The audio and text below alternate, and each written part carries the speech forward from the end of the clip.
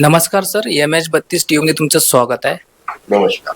Sir, माझा पहिला प्रश्न असा आहे की एकंदरीत निवडणुकीची तयारी कशी सुरू आहे? भारतीय जनता पक्ष पूर्ण ताकदीनिशी आर्वी नगर परिषदेच्या निवडणुकीला सामोरे जातोय.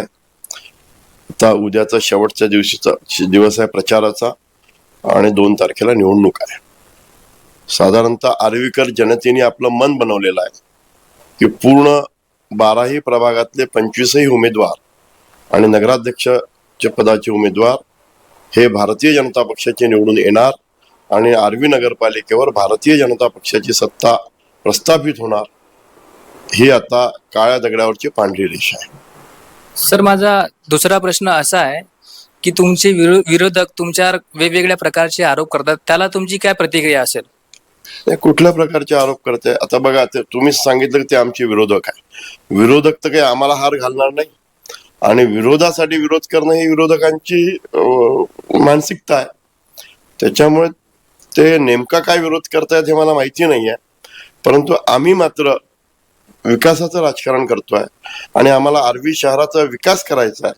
आर्वी विधानसभेचे आमदार मान्य सुमितदादा वानखेडे यांच्या व्हिजन मधून, यांच्या दूरदृष्टीतून या आर्वी शहराचा आणि या परिसराचा विकास करायचा असल्यामुळे आम्ही आर्वी शहरातील मतदाराला आर्वी शहराच्या विकासासाठी भारतीय जनता पक्षाची नगर परिषद बसवा अशा प्रकारची विनंती करतोय. विरोधकांच्या आरोपाला उत्तर द्यायचं काही कारण नाही. त्यांच्याजवळ कुठले मुद्दे शिल्लक नाही आहेत म्हणून छुटफुट ते आरोप करत असतील असं मला वाटतंय. सर, प्रथमच तुम्ही यावर्षी कॉर्नर सभेमध्ये उपस्थिती दर्शवली होती, तर तुमच्या भावना काय होत्या? नाही बघा, या निवडणुकीचं नियोजन करताना आम्ही साधारणतः अशी स्ट्रॅटेजी निवडली. आर्वी नगरपालिकेमध्ये नगर परिषदेचे जे निवडणुकीचे बूथ आहेत ते 43 बूथ आहेत. या 43 बूथ मध्ये त्या बूथच्या मतदारांसोबत थेट संपर्क व्हावा आमच्या आमदाराचा, अशा प्रकारे आमची रणनीती होती. आणि सुमितदादा वानखेडे यांनी 43 प्रभागामध्ये जाऊन कॉर्नर मिटिंग्स घेतल्या. त्या कॉर्नर मिटिंग मध्ये 200-200, 300-300, काही कॉर्नर मिटिंग मध्ये 500-500 लोक, म्हणजे मागच्या 10 दिवसामध्ये सुमित वानखेडे यांनी घेतलेल्या 43 कॉर्नर मिटिंग मध्ये जवळजवळ 10,000 आर्वीकर सामील झाले आणि त्यांच्यासोबत 1 to 1 संवाद झाला. आम्हाला आर्वीच्या समस्याची जाण आहे, परंतु काही वैयक्तिक समस्या यातनं आम्हाला समजल्या आणि त्या आम्ही सोडवण्याचा भविष्यामध्ये प्रयत्न करणार आहोत. त्यानंतर सुमितदादांचा पूर्ण 12ही प्रभागामध्ये होम टू होम प्रचार रॅलीच्या माध्यमातून प्रचार झाला.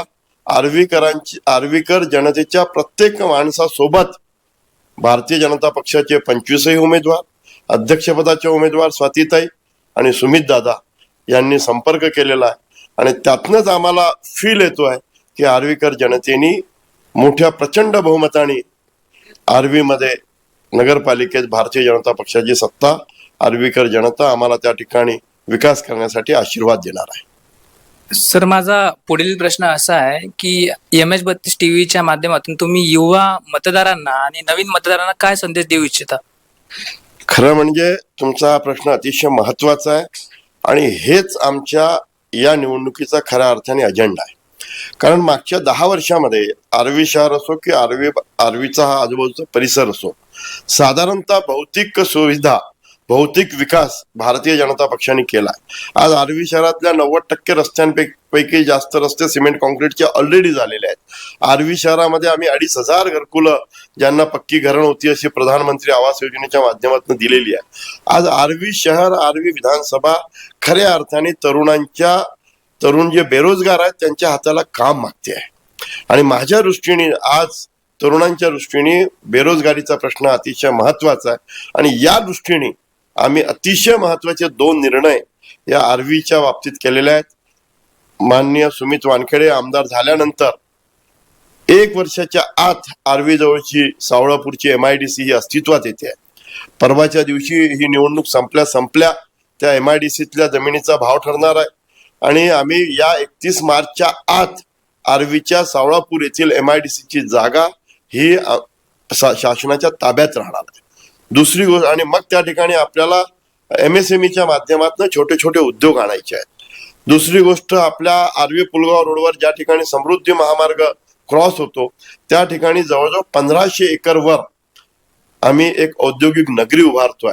या औद्योगिक नगरीच्या माध्यमातून, या सावळापूरला होणाऱ्या MIDCच्या माध्यमातून आर्वी शहर आणि परिसरातील तरुण मुलांच्या हाताला काम मिळावं, रोजगार मिळावं, माझ्या महिला भगिनींना रोजगार मिळावं. आणि यासाठीच सुमित दादांच्या आणि भारतीय जनता पक्षाचे हात मजबूत करा म्हणून आम्ही आर्वीकर जनतेला यावेळी नगर परिषद मध्ये आमची सत्ता बसवावी अशी विनंती करतोय. आणि मला जे दिसत आहे की आर्वीकर जनतेने हे मन बनवलेलं आहे आणि आपल्याला दिसेल 3 तारखेला जेव्हा निकाल लागेल, आमचे 25च्या 25 उमेदवार आणि नगराध्यक्षाचे उमेदवार हे प्रचंड बहुमताने निवडून आलेले असतील. सर, आता राजकारणाच्या पलीकडे प्रश्न आहे. तुम्ही आधी उपजिल्हाधिकारी होते आणि आता एक निवडणूक स्ट्रॅटेजिस्ट म्हणून काम बघता, तर जीवनामध्ये मायक्रो प्लॅनिंगचं काय महत्व आहे?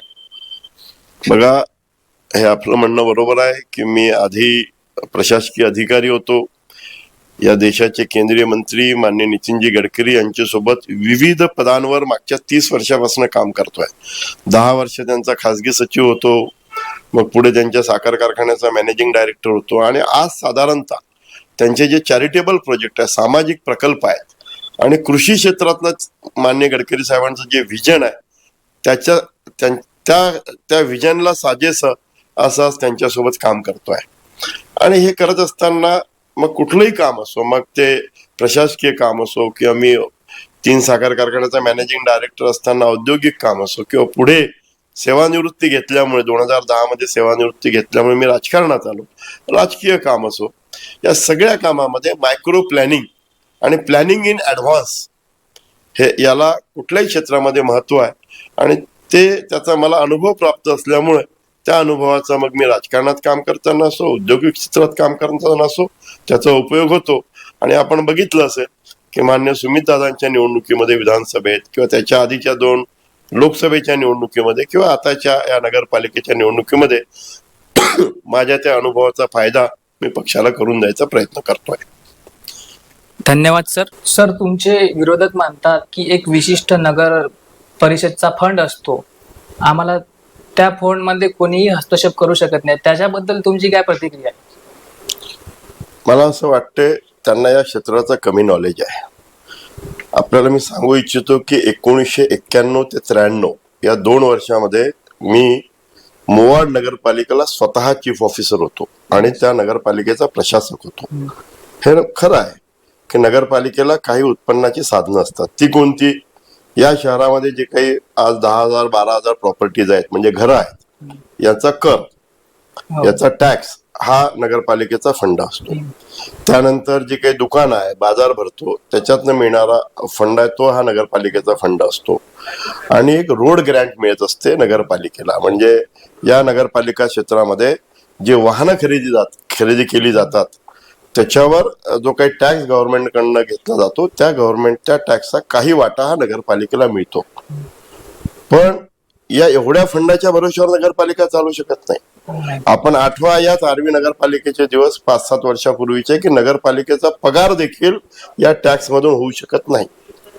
त्यामुळे साधारणतः नगरपालिका चालवत असताना केंद्र सरकारच्या योजना, केंद्र सरकारच्या नगरविकास विभागाच्या योजना, राज्य सरकारच्या नगरविकास विभागाच्या योजना, या योजनेचा फंड जर मला सांगा की आर्वी नगर परिषद ही विरोधकांच्या ताब्यात असेल तर त्यावेळेला या दोन्ही केंद्र सरकारचा या नगरपालिकेकडे बघण्याचा दृष्टिकोन कसा असेल, आणि ही नगरपालिका भारतीय जनता पक्षाच्या ताब्यात असेल तर केंद्रात भारतीय जनता पक्षाचं सरकार, राज्यात भारतीय जनता पक्षाचं सरकार, या सरकारच्या वेगवेगळ्या योजना या ठिकाणी आणून, नगरोत्थानाच्या योजना या ठिकाणी आणून त्याच्या माध्यमातून विकास करायचा असेल तर ज्या पक्षाचं सरकार केंद्रात आणि राज्यात आहे त्याच सरकारची नगरपालिका असेल तर हे स्वाभाविक आहे. आम्ही राजकारणात आहोत.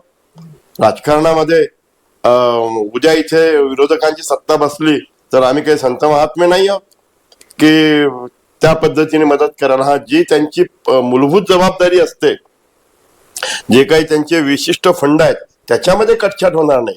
पण ज्या ठिकाणी सरकारला आपलं डिस्क्रिशन वापरायचं असते, आपला अधिकार वापरायचा असते, तो अधिकार जर समजा भारतीय जनता पक्षाची नगर परिषद असेल तर तो वापरताना आमच्या मुख्यमंत्र्यांना त्याचा आनंद होणार आहे, या सरकारला आनंद होणार आहे.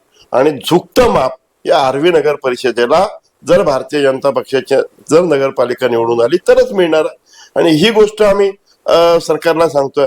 उद्या काय समजा चुकून विरोधकांची सत्ता बसली तर काय आम्ही नगरपालिकेचा मिळणारा जो घर टॅक्स आहे तो काय भाजपचे लोक काय घेऊन जाणार आहे का?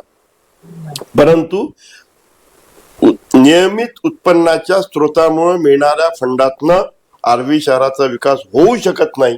सरकारच्या, राज्य सरकारच्या आणि केंद्र सरकारच्या फंडांची आवश्यकता आहे आणि ही आवश्यकता भारतीय जनता पक्षाचंच नगर परिषद असेल तर ती पूर्ण केली जाऊ शकते. त्यामुळे माझ्या विरोधकांना आव्हान आहे की तुम्हाला एक विशिष्ट फंड असते ना, तर काय उद्या तुम्ही निवडून आल्यानंतर तुमच्या त्या फंडाच्या भरोश्यावर नगरपालिका चालवणार आहेत का? तुम्हाला राज्य सरकार आणि केंद्र सरकारच्या ज्या डिस्क्रिशनरी पॉवर मधून मिळणारा फंड आहे त्या फंडाची आवश्यकता नाही लागणार का? म्हणून आर्वीच्या विकासासाठी मी त्यांना देखील, ते आमचे काही जरी राजकीय आमचे मतभेद असू शकते, आमचे त्यांच्यासोबत मनभेद नाही आहे, आर्वी शहराच्या विकासासाठी त्यांनी 2 पाऊल पुढे यावं आणि आर्वी शहराची जी विकासाची गंगा मागच्या 1 वर्षापूर्वी आमचे जे सुमितदादा वानखेडे या ठिकाणी निवडून आलेले आहेत त्या विकासाच्या प्रवाहामध्ये त्यांनी देखील सामील व्हावं अशी मी त्यांना विनंती करतो. धन्यवाद सर, तुम्ही MS32 टीव्हीला टाइम दिला. धन्यवाद. धन्यवाद. नमस्कार.